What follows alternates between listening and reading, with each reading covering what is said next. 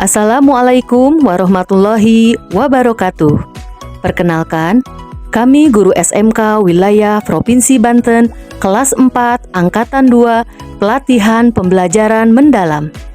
Pada kesempatan ini, kami ingin membagikan perjalanan kami selama mengikuti pelatihan ini.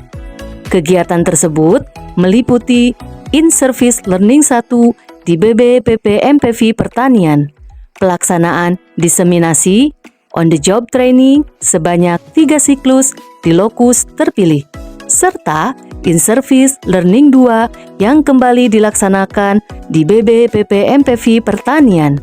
Seluruh rangkaian kegiatan ini bukan hanya meningkatkan kompetensi, tetapi juga memberikan dampak positif bagi pembelajaran di kelas. Pelatihan dimulai secara luring dari BBPP MPV Pertanian Cianjur. Dalam pelatihan ini, kami diperkenalkan dengan growth mindset, yaitu bahwa kemampuan bisa terus berkembang melalui usaha dan strategi yang tepat. Kami juga mempelajari kerangka kerja pembelajaran mendalam yang mendorong murid berpikir kritis, berkolaborasi, dan mampu merefleksikan proses belajar. Materi tentang asesmen autentik membuka wawasan baru dalam merancang penilaian yang benar-benar menggambarkan kemampuan murid. Setelah mengikuti pelatihan tahap In-1, kami kembali ke sekolah melakukan diseminasi untuk membagikan praktik baik dan konsep pembelajaran mendalam kepada rekan-rekan guru. Antusiasme mereka luar biasa, mengetahui bagaimana asesmen autentik diterapkan, menciptakan pembelajaran yang menantang namun bermakna, serta bagaimana membangun kolaborasi dalam kelas. Diseminasi ini membawa dampak yang baik bagi komunitas belajar di sekolah. Pada siklus pertama OJT, kami menampilkan video saat mengajar. Melihat diri sendiri mengajar dari perspektif luar adalah pengalaman yang luar biasa. Guru observer memberikan masukan mengenai strategi pembelajaran, asesmen formatif, dan keterlibatan peserta didik. Pada siklus kedua, kami melakukan observasi pada guru dengan mata pelajaran yang sama. Dari observasi ini, kami menemukan kasus dalam kelas sehingga kami dapat belajar banyak. Kami melihat bagaimana rekan membuka pelajaran, memberikan pertanyaan reflektif, dan memfasilitasi diskusi murid. Dari sini, kami menyadari bahwa kolaborasi antar guru ada kekuatan besar untuk saling menguatkan pembelajaran. Siklus ketiga dilakukan bersama tim lintas mata pelajaran. Perspektif mereka sangat kaya dan menyegarkan. Kolaborasi lintas mapel ini memberikan pandangan baru bahwa pembelajaran mendalam tidak hanya tentang materi, tetapi bagaimana kita membantu siswa memaknai proses belajarnya. Setelah seluruh proses pelatihan dan OJT dilaksanakan, saya melihat perubahan nyata. Siswa menjadi lebih aktif, lebih berani bertanya, dan mampu bekerjasama dengan baik. Saya sendiri menjadi lebih reflektif, lebih siap mencoba strategi baru, dan lebih percaya diri dalam mengelola pembelajaran bermakna.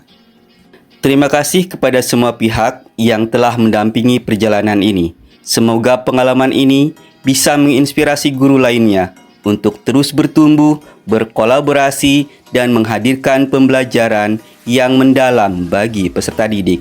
Wassalamualaikum warahmatullahi wabarakatuh. Dalam video ini, kami akan berbagi praktik baik tentang bagaimana pembelajaran berbasis proyek dapat berkembang dari proses manual menjadi inovasi berbasis teknologi digital, sehingga pembelajaran menjadi lebih efektif, efisien, dan relevan dengan perkembangan zaman. Sebelumnya, pembelajaran di kelas masih bersifat konvensional.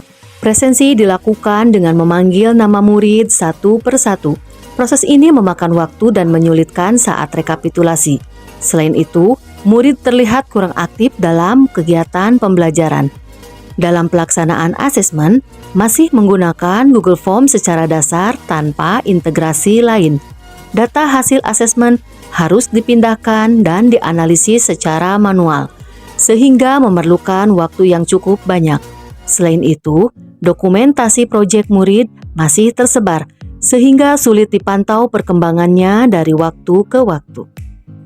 Hal-hal tersebut mendorong untuk dilakukannya inovasi dalam pembelajaran. Dibutuhkan suatu metode yang lebih cepat, akurat, dan menarik bagi murid. Oleh karena itu, teknologi digital mulai diintegrasikan dalam pelaksanaan kegiatan pembelajaran. Inovasi pertama adalah menggunakan teknologi digital QR Code untuk presensi kehadiran murid. Setiap pertemuan, saya menampilkan QR Code yang terhubung dengan Google Form. Siswa cukup melakukan scan menggunakan ponsel, dan data langsung terekam secara otomatis. Presensi menjadi lebih cepat, rapi, dan mudah direkap.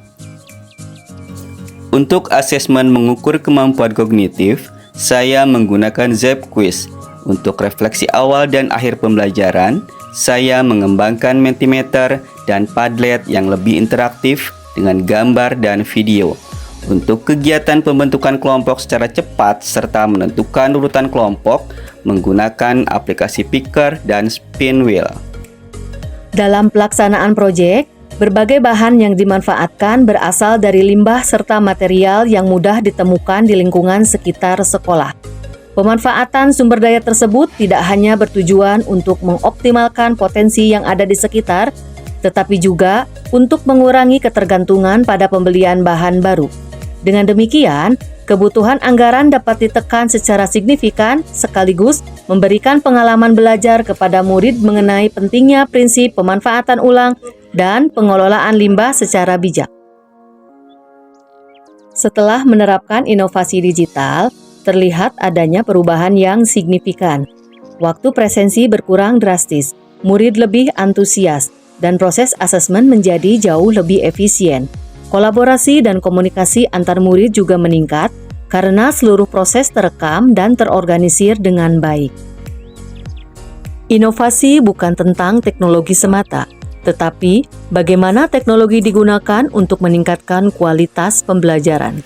Semoga praktik baik ini dapat menginspirasi rekan-rekan guru lain dalam mengembangkan pembelajaran yang lebih efektif dan bermakna. Terima kasih. Wassalamualaikum warahmatullahi wabarakatuh.